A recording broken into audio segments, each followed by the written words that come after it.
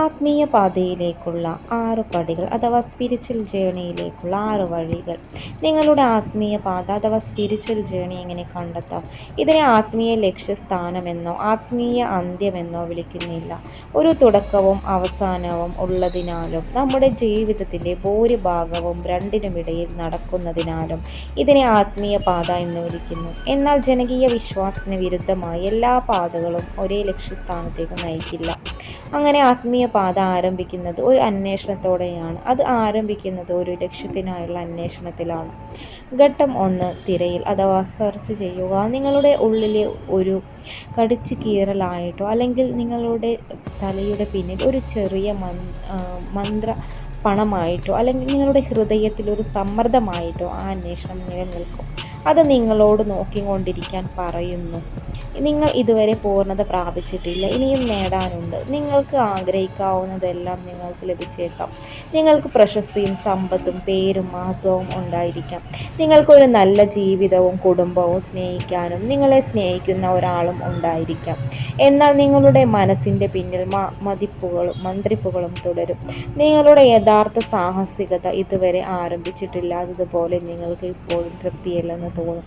അത് ഇല്ലാത്തത് കൊണ്ടാണ്. വീണ്ടും എങ്ങോട്ട് പോകണമെന്നറിയാതെ വരുമ്പോൾ നിങ്ങൾ ഓരോ വഴിയിലൂടെയും നിങ്ങൾ കണ്ടുമുട്ടുന്ന ഏതൊരു അപരിചിതനോടോ ഇവിടെ നിന്ന് എങ്ങോട്ട് പോകണമെന്ന് ചോദിക്കുകയോ അല്ലെങ്കിൽ മറ്റുള്ളവർക്ക് എന്താണുള്ളതെന്ന് നോക്കുകയോ ചെയ്യുമ്പോൾ, എനിക്കത് ഉണ്ടായിരുന്നെങ്കിൽ ഞാൻ സന്തോഷവാനായിരിക്കുമെന്ന് നിങ്ങൾ കരുതുന്നു. ഞാൻ അത്രയും സമ്പാദിച്ചിരുന്നെങ്കിൽ എനിക്ക് സമാധാനം അറിയാമായിരുന്നു. എന്നാൽ മറ്റുള്ളവർക്കുള്ളത് അന്വേഷിക്കുന്ന ഈ മത്സരാവസ്ഥ സമാധാനത്തിലേക്ക് നയിക്കുന്നില്ല, അസൂയയിലേക്കാണ് നയിക്കുന്നത്. അസൂയ എന്നത് നമുക്ക് ഗുണം ചെയ്യാത്തൊരു മനുഷ്യവികാരമാണ്. ഭയം നമ്മളെ അപകടത്തിലാണെന്ന് പറയുന്നു. ദുഃഖിക്കേണ്ട, എന്തോ നഷ്ടപ്പെട്ടു എന്ന് പറയുന്നു. സന്തോഷം നമുക്ക് ആഴത്തിലുള്ളൊരു ബന്ധം നൽകുന്നു. ഉത്കണ്ഠ നമ്മോട് പറയുന്ന വഴി അപകടമായിരിക്കാമെന്നും എന്നാൽ അത് ശരിയായ പാതയിലായിരിക്കാമെന്നും ആണ് പട്ടിക നീളുന്നു. പക്ഷേ അസൂയ കൊണ്ട് എന്താണ് പ്രയോജനം? ഇത് താരതമ്യത്തിൻ്റെയും മത്സരത്തിൻ്റെയും ഒരവസ്ഥയാണ്. അത് നമ്മെ സന്തോഷത്തിലേക്കോ സ്നേഹത്തിലേക്കോ നയിക്കുന്നില്ല.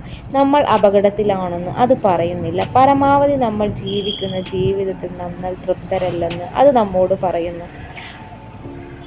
അവർ വിധിക്കാനും താരതമ്യം ചെയ്യാനും മത്സരിക്കാനും തുടങ്ങുമ്പോൾ അവർക്ക് എല്ലാ സന്തോഷവും ബോധവും നഷ്ടപ്പെടുന്നു.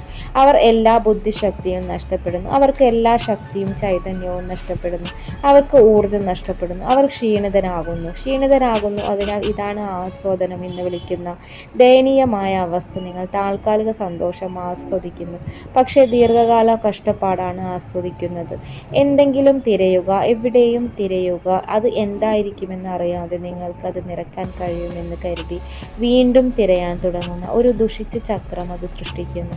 ഈ മന്ത്രിപ്പുകൾ മറ്റെന്തെങ്കിലുമുള്ള ഈ ആഗ്രഹം, അതിലും വലിയ എന്തെങ്കിലും നിങ്ങളുടെ എടുത്ത് ദിവ്യസ്നേഹം, യഥാർത്ഥ സ്നേഹം, ഒരു മനുഷ്യബന്ധത്തിന് നിങ്ങൾക്ക് നൽകാൻ കഴിയുന്ന എന്തിനും അപ്പുറത്തുള്ള ഒരു സ്നേഹം എന്നിവ കണ്ടെത്തുന്നതിനായി കാത്തിരിക്കുന്ന നിങ്ങളുടെ ആത്മാവിൻ്റെ മന്ത്രിപ്പുകളാണ്.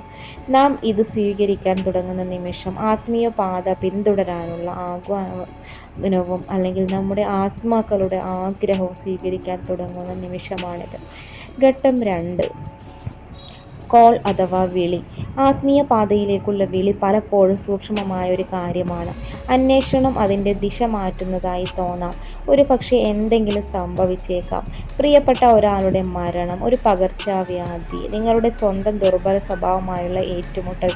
പക്ഷേ അത് നിങ്ങളെ രൂപാന്തരപ്പെടുത്താനും ഉള്ളിലെ ദൈവികതയെ അന്വേഷിക്കാനും വിളിക്കുന്ന ഒരു ആന്തരിക വികാരം നിങ്ങളിൽ അവശേഷിക്കുന്നു. നിങ്ങളുടെ ജീവിതം പലതരത്തിലും അതേപടി തുടരാം. ആ വിളി അർത്ഥമാക്കുന്നത് ഒരു ഗുഹയിലേക്കോ അല്ലെങ്കിൽ ആശ്രമത്തിലേക്കോ പോയി പഴയകാല യോഗികളെ പോലെയാകുക എന്നല്ല. പരിധിയില്ലാത്ത കാര്യങ്ങൾ നിങ്ങൾ അന്വേഷിക്കാൻ തുടങ്ങിയേക്കാം. ഒരു പക്ഷേ നിങ്ങൾ യോഗയിലേക്കും ധ്യാനത്തിലേക്കും തിരിയാം. ഒരു പക്ഷേ ഭഗവത്ഗീത പോലുള്ള തിരുവെഴുത്തുകൾ പഠിക്കാം. അല്ലെങ്കിൽ നിങ്ങളുടെ സ്വന്തം സ്വഭാവം, നിങ്ങളുടെ യഥാർത്ഥ ആത്മാവ് എന്നിവയെ മനസ്സിലാക്കാൻ തുടങ്ങാം. ദൈവം നമുക്ക് നൽകിയ ഏറ്റവും വിലപ്പെട്ട സമ്മാനമാണ് നമ്മുടെ ജീവിതം. യഥാർത്ഥത്തിൽ നമ്മുടേതായ ഒരേയൊരു കാര്യം അതാണ്. എന്നാൽ ജീവിതത്തിൻ്റെ ലക്ഷ്യം, നിങ്ങളുടെ ജീവിതത്തിൻ്റെ ഉദ്ദേശം നിങ്ങളുടെ യഥാർത്ഥ ആത്മാവിനെ വീണ്ടും കണ്ടെത്തുകയും ദൈവവുമായുള്ള നിങ്ങളുടെ ബന്ധം തിരിച്ചറിയുകയും ചെയ്യുക എന്നതാണ്. ഈ ജീവിതത്തിൽ നിങ്ങൾക്കിത് ചെയ്യാൻ കഴിയും. അടുത്തത് വരെ കാത്തിരിക്കരുത്. ഈ വികാരം നിങ്ങളെ പഠിപ്പിക്കുന്നത് ലോകം നിങ്ങളുടെ ആത്മാവിനെയോ നിങ്ങളുടെ ഹൃദയത്തിലെ ആഗ്രഹത്തെയോ നിറവേറ്റുകയില്ല എന്നതാണ്. നിങ്ങൾക്ക് ആവശ്യമുള്ള കാര്യങ്ങൾ ചെയ്യാൻ ആ കാര്യങ്ങൾ വളരെ പരിമിതമാണ്. നിങ്ങളുടെ ഉള്ളിലുള്ള ആ വെളിച്ചം, ആ ദിവ്യത്വത്തിൻ്റെ സത്ത എപ്പോഴും നിങ്ങൾക്കൊരവസരം നൽകുന്നു. അതുകൊണ്ടാണ് ദൈവം കരുണാമയനാണെന്ന് നിങ്ങൾ പറയുന്നത്. അവൻ നിങ്ങളെ എവിടെയും ഒരു മൂലയിൽ ഇരുട്ടിൽ ശപിക്കുക മാത്രമല്ല ചെയ്യുന്നത്. നിങ്ങൾ ജീവിതത്തിലൂടെ കടന്നു പോകുന്നു. നിങ്ങൾ ചില കാര്യങ്ങൾ അനുഭവിക്കുന്നു. പക്ഷേ പിന്നീട് അവൻ നിങ്ങളെ തിരികെ വിളിക്കുന്നു. ഈ വികാരം അല്ലെങ്കിൽ ഈ വിളി ഒരു സമ്മാനമാണ്. ദൈവത്തിൻ്റെ കൃപയാണ്. നിങ്ങളിലെ ഉള്ള ദൈവികതയെ സത്തയാണത്. ഈ ലോകത്തിൽ നൽകാൻ കഴിയുന്നതിനേക്കാൾ വലിയ കാര്യങ്ങൾ കണ്ടെത്താനുള്ള സമയമാണിതെന്ന് നിങ്ങളോട് പറയുന്നു. ദൈവത്തിൻ്റെ സഹായം തിരിച്ചറിയാൻ പഠിക്കുന്നത് നമ്മുടെ യാത്രയുടെ ശേഷിക്കുന്ന സമയത്തെ പോലെ തന്നെ ഇവിടെയും പ്രാധാന്യമാണ്. നിങ്ങൾക്ക് അവനെ ഏറ്റവും ആവശ്യമുള്ളപ്പോൾ നിങ്ങളെ വഴികാട്ടാൻ എത്തുകയും ചെയ്യുന്നു.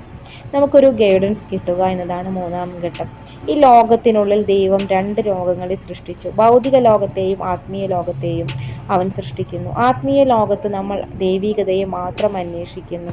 ദൈവസ്നേഹത്തെ അറിയാൻ മാത്രമാണ് നമ്മൾ ശ്രമിക്കുന്നത്. എന്നാൽ എന്താണെന്ന് അറിയില്ലെങ്കിലും നിങ്ങൾക്ക് എങ്ങനെ ഒരു കാര്യം കണ്ടെത്താനാകും? ഇതിനകം തന്നെ അറിയാവുന്ന ഒരാളെ നിങ്ങൾ കണ്ടെത്തുന്നു, അല്ലേ?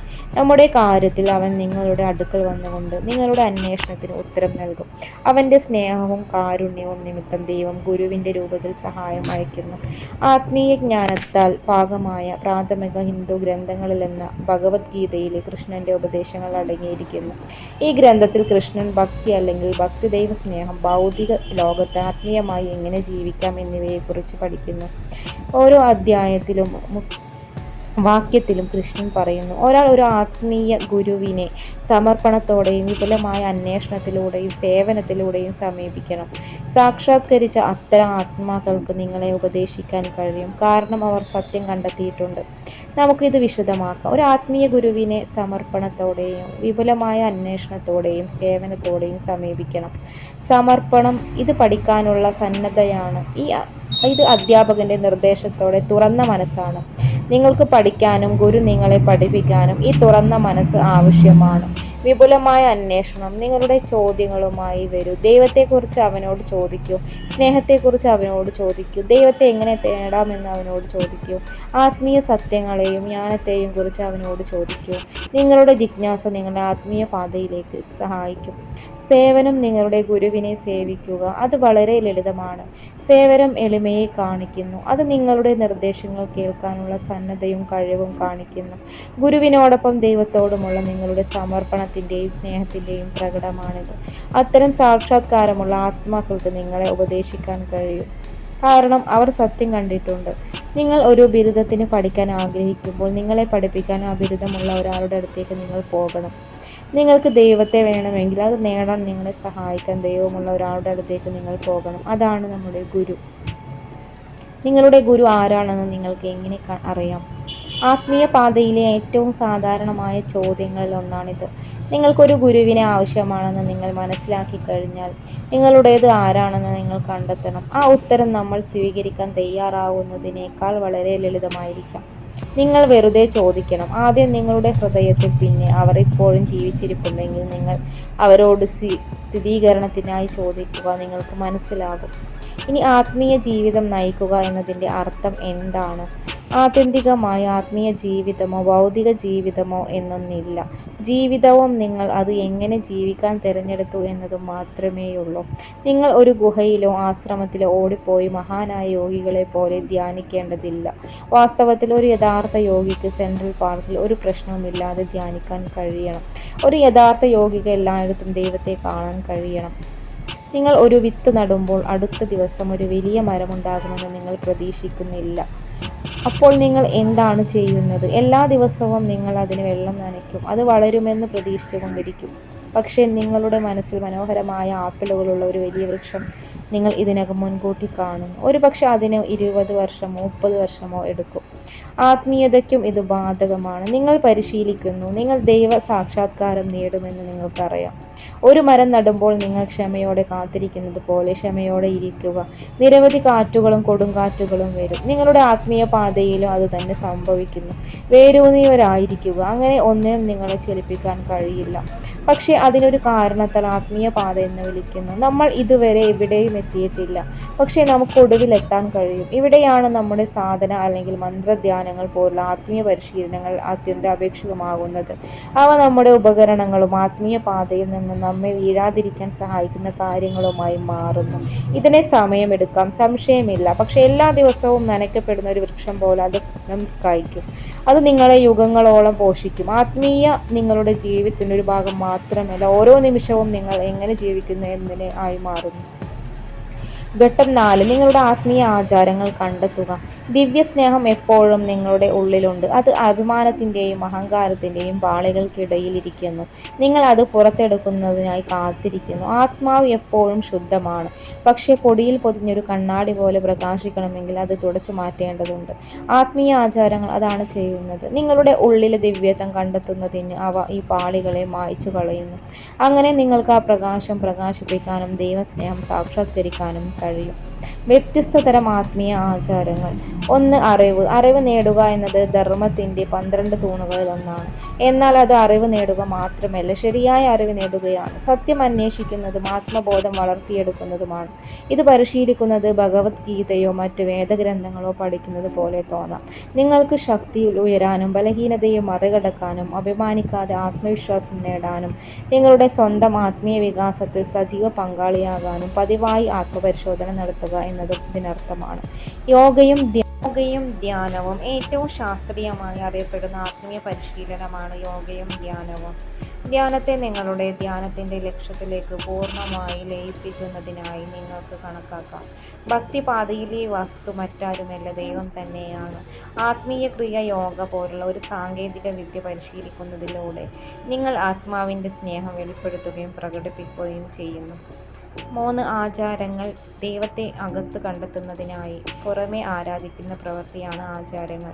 വിവിധ തരത്തിലുള്ള പൂജകളിലൂടെ നിങ്ങൾക്ക് ദൈവവുമായുള്ള നിങ്ങളുടെ വ്യക്തിപരമായ ബന്ധം വളർത്തിയെടുക്കാനും അവനെ കണ്ടെത്താനും കഴിയും. ഇനി ഭക്തികലകൾ. ആവിഷ്കാര കലകളിലൂടെയുള്ള ആരാധന. നിങ്ങൾക്ക് അവൻ്റെ നാമങ്ങൾ പാടിയാലും ഭജനകളിലും കീർത്തനങ്ങളിലും നൃത്തം ചെയ്യാനും അല്ലെങ്കിൽ അവൻ്റെ രൂപം വരച്ചാലും ഇവയെല്ലാം ആരാധനയും അവനോടുള്ള സ്നേഹത്തിൻ്റെ പ്രകടനവുമാണ്. ഇത്തരത്തിലുള്ള ആത്മീയ പരിശീലനം നടത്താൻ നിങ്ങൾ ഒരു വിദഗ്ധനോ അല്ലെങ്കിൽ കലാകാരനോ സംഗീതജ്ഞനോ നർത്തകനോ ആകേണ്ടതില്ല. നിങ്ങൾക്ക് വേണ്ടത് അല്പം വിനയവും അല്പം സ്നേഹവുമാണ്. നിങ്ങളുടെ ഭക്തി കലകളെ ഒരു വഴിപാടായി സ്വീകരിക്കാൻ ഭഗവാന് അത് മതി.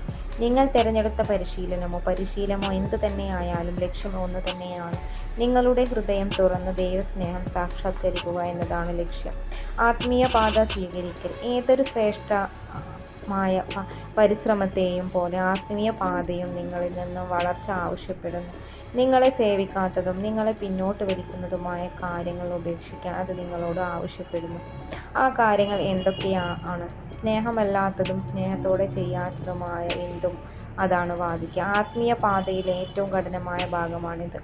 ഇനി ഘട്ടം 5. മാറ്റവും പരിവർത്തനവും. സ്വാഭാവികമായും ലോകത്തിൽ നിങ്ങൾ എങ്ങനെ ജീവിക്കുന്നു എന്നതും ഇതിൽ ഉൾപ്പെടുന്നു. നമ്മളിൽ മിക്കവരും ലോകത്തിനുള്ളിൽ സ്വയം എങ്ങനെ മാറാം എന്നതിനേക്കാൾ ലോകത്തെ എങ്ങനെ മാറ്റാം എന്നതിനെക്കുറിച്ച് ചിന്തിക്കാൻ സമയം ചെലവഴിക്കുക. ലോകത്തെ മാറ്റാൻ ആഗ്രഹിക്കുന്ന ഒരു ഭാഗം നമ്മളിലുണ്ട്. കഥയിലെ നായകനാകാൻ നമ്മൾ ആഗ്രഹിക്കുന്നു. നന്മയ്ക്ക് വേണ്ടി നല്ലത് ചെയ്യാൻ നമ്മൾ ആഗ്രഹിക്കുന്നു. ഒരു ജീവൻ രക്ഷിക്കാൻ നമ്മൾ ആഗ്രഹിക്കുന്നു. ഒരു ജീവൻ നമ്മുടേതാണെങ്കിൽ പോലും മരത്തിൽ നിന്നും പൂച്ചയെ രക്ഷപ്പെടുത്തി മോഷ്ടിച്ച പേഴ്സ് തിരികെ നൽകാൻ നമ്മൾ ആഗ്രഹിക്കുന്നു. പ്രശ്നം നാം എത്ര വലുതാണെങ്കിലും അത് എങ്ങനെ പരിഹരിക്കാമെന്നും കേന്ദ്രീകരിച്ച് നമ്മുടെ മനസ്സ് ഒരു വൃത്തത്തിൽ ചുറ്റി സഞ്ചരിക്കുന്നു. ഇതിലും പ്രശ്നം എന്തെന്നാൽ ആത്മീയ പാത ലോകത്തെ എങ്ങനെ മാറ്റാം എന്നതിനെക്കുറിച്ചല്ല, നിങ്ങൾ സ്വയം എങ്ങനെ മാറുകയും ലോകത്തിൽ ജീവിക്കുകയും ചെയ്യുന്നു എന്നതാണ്. എന്നിരുന്നാലും വിരോധാഭാസം എന്ന് പറയട്ടെ, നിങ്ങൾ അങ്ങനെ ചെയ്യുമ്പോൾ, സ്നേഹത്തിൽ സ്വയം മാറുകയും രൂപാന്തരപ്പെടുകയും ചെയ്യുമ്പോൾ നിങ്ങൾ ലോകത്തെയും മാറ്റുന്നു. എന്ന് അത് അർത്ഥമാണ് അല്ലേ? നിങ്ങൾ ലോകത്തിൻ്റെ ഭാഗമാണ്. അതിനാൽ നിങ്ങൾ എങ്ങനെ മാറുന്നുവോ അങ്ങനെയാണ് ലോകം മാറുന്നത്. സൗന്ദര്യം എന്നാൽ നിങ്ങൾ സ്വയം എങ്ങനെ മാറുന്നു എന്ന് നമ്മൾ ഇതിനകം ചർച്ച ചെയ്തിട്ടുണ്ട്. അത് ആത്മീയ പരിശീലനങ്ങളിലൂടെയാണ്. അറിവ്, ധ്യാനം, ആചാരങ്ങൾ, ഭക്തി, കലകൾ എന്നിവയിലൂടെ ഈ ഉപകരണങ്ങൾ നിങ്ങളെ രൂപാന്തരപ്പെടുത്താൻ സഹായിക്കുന്നു. കാരണം നിങ്ങൾ ദൈവത്തെ കൂടുതൽ അടുത്തറിയുന്തോറും നിങ്ങൾക്ക് ദൈവത്തെ പോലെയാകും. കൂടുതൽ സ്നേഹമുള്ളവൻ കൂടുതൽ വിനയമുള്ളവനും കൂടുതൽ ഉദാരമതി കൂടുതൽ കരുണയുള്ളവനും എല്ലാം കൂടിയാകുന്നു. ഇനി ആത്മീയ പാത എവിടെയാണ് അവസാനിക്കുന്നത്? ദൈവവുമായുള്ള ഒരു ബന്ധത്തിലേക്ക് മുങ്ങുന്ന എന്നതാണ് ആത്മീയ പാത. നിങ്ങൾക്ക് യഥാർത്ഥത്തിൽ സാക്ഷാത്കരിക്കപ്പെടുമ്പോൾ മാത്രമേ പാതയുടെ അവസാനം കണ്ടെത്തിയെന്ന് നിങ്ങൾക്ക് പറയാൻ കഴിയൂ. എന്നാൽ ഒരർത്ഥത്തിൽ പാതയുടെ അവസാനം ശരിക്കും പ്രശ്നമല്ല. പ്രധാനം ദൈവവുമായുള്ള ബന്ധത്തിലേക്ക് മുങ്ങുക എന്നതാണ്. കാരണം നിങ്ങൾക്ക് ലഭിച്ചത് കഴിഞ്ഞാൽ നിങ്ങളെല്ലാം ലഭിക്കും. ഘട്ടം 6. ദൈവിക ബന്ധത്തെ സ്വീകരിക്കുക. നാം ദൈവത്തിൻ്റെ പൂർണ്ണതയല്ല, മറിച്ച് നാം അവൻ്റെ ഭാഗമാണ്. നാം അവനിൽ നിന്നും വേർപെട്ടവനല്ല. പരമഹംസ വിശ്വാനന്ദൻ നമ്മെ വീണ്ടും വീണ്ടും പഠിപ്പിക്കുന്ന ഒരു കാര്യമുണ്ട്. നമ്മുടെ ഹൃദയത്തിൻ്റെ ഏറ്റവും ആഴമേറിയ കോണിൽ നിന്നും അവനോട് സ്നേഹം പുറമേ പ്രകടമാക്കാൻ അനുവദിക്കണമെന്ന് നാം ആവശ്യപ്പെടേണ്ടതുണ്ട്. അങ്ങനെ നാം അവനുടേതാണെന്നും അവൻ നമ്മുടേതാണെന്നും നമ്മെ തന്നെ ഓർമ്മിപ്പിക്കാൻ കഴിയും. അപ്പോൾ എന്താണ് ബാക്കിയുള്ളത്? സ്നേഹത്തിൽ ഉയർത്തെഴുന്നേൽക്കുകയും പാതയിൽ നാം അനുഭവിക്കാനും തുടങ്ങുന്ന ദിവ്യബന്ധത്തെ സ്വീകരിക്കുകയും ചെയ്യുക എന്നതാണ്. അവശേഷിക്കുക സ്നേഹിക്കുന്നത് എന്നതാണ്. അവശേഷിക്കുന്ന സ്നേഹം മാത്രമാണ്. ജസ്റ്റ് ലവ് ഒറ്റ നോട്ടത്തിൽ ലളിതമായൊരു പദപ്രയോഗം, പക്ഷേ സത്യത്തിൽ അത് ജീവിതത്തിൻ്റെ ഏറ്റവും ആഴത്തിലുള്ള സാക്ഷാത്കാരമാണ്. സ്നേഹിക്കുക എന്നത് ലളിതവും സ്വാഭാവികവുമാണ്. സ്നേഹിക്കാൻ ആരും നമ്മെ പഠിപ്പിക്കേണ്ടതില്ല. അത് നമ്മുടെ അസ്തിത്വത്തിൻ്റെ ഏറ്റവും ആഴമേറിയതും സ്വാഭാവികമായ പ്രകടനമാണ്. എന്നാൽ മനുഷ്യ മനസ്സ് അത് മനസ്സിലാക്കാൻ വളരെ പ്രയാസമായിരിക്കും. യഥാർത്ഥ സ്നേഹത്തെ പൂർണ്ണമായി മനസ്സിലാക്കുക എന്നത് നാം എല്ലാവരും ആത്യന്തികമായി ആഗ്രഹിക്കുന്ന കാര്യമാണ്. ഒരു നേടിയെടുത്ത അനുഭവമായും ഒരു പ്രത്യേക പ്രകടനമായും അത് മിക്കവരും ചിന്തിക്കുന്നതിലും ബുദ്ധിമുട്ടാണ്. സ്നേഹത്തിൻ്റെ ഏറ്റവും യഥാർത്ഥ രൂപം എവിടെ കണ്ടെത്തണമെന്ന് അറിയുന്നതും അതിലെ ബുദ്ധിമുട്ടാണ്. എന്നാൽ ഏറ്റവും ബുദ്ധിമുട്ടുള്ള കാര്യം യാത്രയാണെന്ന് തോന്നുന്നു. ഈ നിരുപാധികമായ സ്നേഹം നമ്മുടെ ഉള്ളിൽ സാക്ഷാത്കരിക്കാനുള്ള പാത. മുന്നോട്ട് സ്നേഹം മാത്രം. ദൈവത്തിൻ്റെ ഹൃദയത്തിലേക്കുള്ള ഒരു യാത്രയാണത്. ഒരു യോഗിയാകാൻ നിങ്ങൾ ഒരു ഗുഹയിലെയോ ആശ്രമത്തിലേക്കോ ഓടിപ്പോകേണ്ടതില്ല. നിങ്ങൾ എവിടെയായിരുന്നാലും ആത്മീയമായി ജീവിക്കാൻ പഠിക്കുന്നത് ആത്മീയ പുരോഗതിയിലൂടെയും പരിവർത്തനത്തിൻ്റെയും ഒരു പ്രധാന ഭാഗമാണ്. ഭൗതിക ലോകത്ത് ആത്മീയമായി ജീവിക്കുന്നതിനുള്ള ഗൈഡൻസ് നിങ്ങൾ